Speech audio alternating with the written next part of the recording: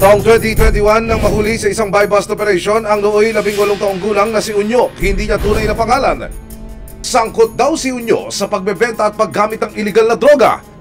Dahil menor de edad, itinurn over ng mga otoridad ang binatilyo sa pangalaga ng Municipal Social Worker Development Office. Pero matapos lang ang isang taon, tumakas daw ang binatilyo mula sa shelter o pasilidad. Diyos ko pong bata ka! Nakatanggap ng impormasyon ng aming opisina galing sa MSWD na kung saan merong isang takas sa Bahay Aruga na kung saan ito ay may kaso ng dangerous drug. In-inform nila yung korte na itong taong to ay tumakas. Kaya ang korte naglabas ng warrant of arrest para hulihin ito. Kaya gumawa kami ng aksyon upang mahuli itong subject na to para arestuin at ibalik sa kustodiya para sa service of sentence niya na. Dahil sa pangyayari, September 15, 2023, nagbaba ng desisyon ang korte para maibalik muli si Unyo sa kanyang dating shelter. Bit-bit ang isang mission order. January 23, 2024, kasama ang resibo, inikutan ng mga operatiba ang isang planta sa Bataan kung saan daw namamasukan ang target.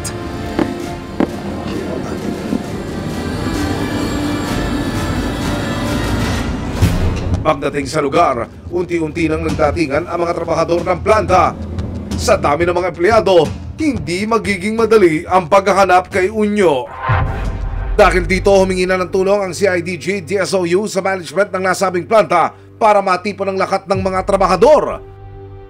Nagulat din po kami lahat. Para yung mga tao namin, pinaliwanag ko na lang din na yun nga yung naging issue. Then wag nang makalabas sa iba para maiwasan na lang natin yung pagkalat. Sa pahintulot ng manager ng planta, pinayagan ang mga operatiba na pumasok at hanapin si Unyo sa kondisyong magpapanggap sila bilang mga construction worker.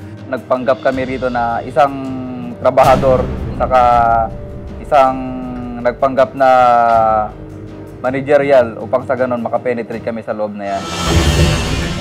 Ipinatawag ang lahat ng construction workers at pasimple ng sinuyod ng CIDG DSOU ang grupo sa pag-asang makita si Unyo. Isa-isa nilang tinanggal ang suot na helmet at ibinaba ang takip sa kanilang mukha. Unyo, nandito ba you? Ilang saglit pa,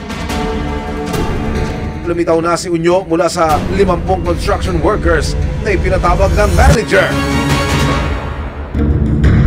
Ikaw ay may karapatang manahimik o magsawalang kibo. Nang makapanayam ng resibo si Unyo, hindi na niya itinanggi ang kaso laban sa kanya. Tingin niyo sir, bakit po kayo nahuli? Dahil dun sa kasong kasalanan ng ginawa. Magamit lang po. Umalis lang po ako dun sa ano namin, sa DSWD na. Bali, tumakas po kayo ba nun?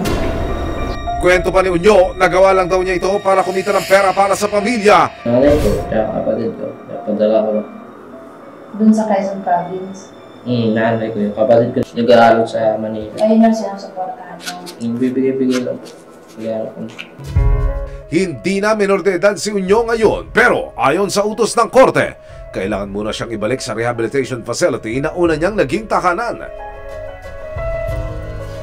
Yung isang minor o isang CICL is recommended po ni court para sa turnover po sa isang facility kung saan doon po siya mag-in-house intervention.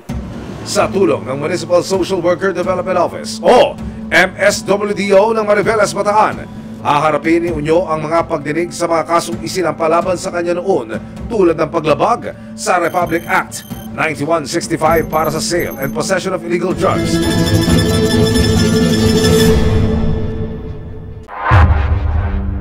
Hindi nalalayo kay Unyo ang kinailatnan ng 19 na taong gulang na si Toto, hindi niya tunay na pangalan. Ilang beses na rin daw tumakas ang binatilyo mula sa rehabilitation shelter. Tulad ni Unyo, sangkot din umano sa paggamit at pagbebenta ng illegal na droga si Toto. Nagkaroon ang resibo ng pagkakataon na makausap ang kanyang ina na itatago namin sa pangalang Norma.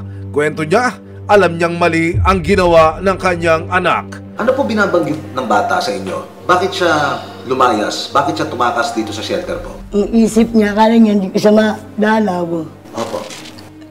Galing yung wala na ba akong ano sa kanya, nagaganon po. October 1, 2024 kasama ang resibo. Nagsani puwersa ang CIDG DSOU at MSWDO para muling ma-rescue si Toto. Natuntun siya sa isang barangay sa Rizal. Karapatan mo manahimik o magsawalang kibo. Alam mo lang yung sasabihin ay maaaring gamitin pabor o laban sa iyo sa anumang hukuman. Nang maposasan at dalhin sa barangay, hindi napigilan ni Toto na maiyak at yumakap sa kanyang ina. Pagkabasa sa kanyang mga karapatan, agad na siyang dinala ng mga otoridad sa PNP Montalban. Kalaunan, itinurn over na siya sa isang shelter ng Rizal. Dito muna siya mamamalagi habang dinidinig ang kanyang kaso. Kung sakaling mapatunayang nagkasala ang dalawa, maaari silang maharap sa mahigit 12 taong pagkakakulong.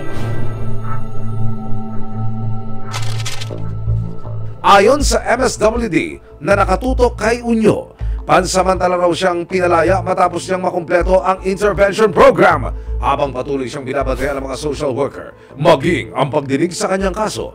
Nagtatrabaho na raw si Unyo bilang isang rider para masuportahan ang kanyang pamilya. Isang patunay na naligaw man ang landas sa mga tulad nila Unyo at Toto sa kanilang murang edad. Nariyan ang batas at mga otoridad upang sila'y panagutin at mabigyan ng pagkakataong magbago.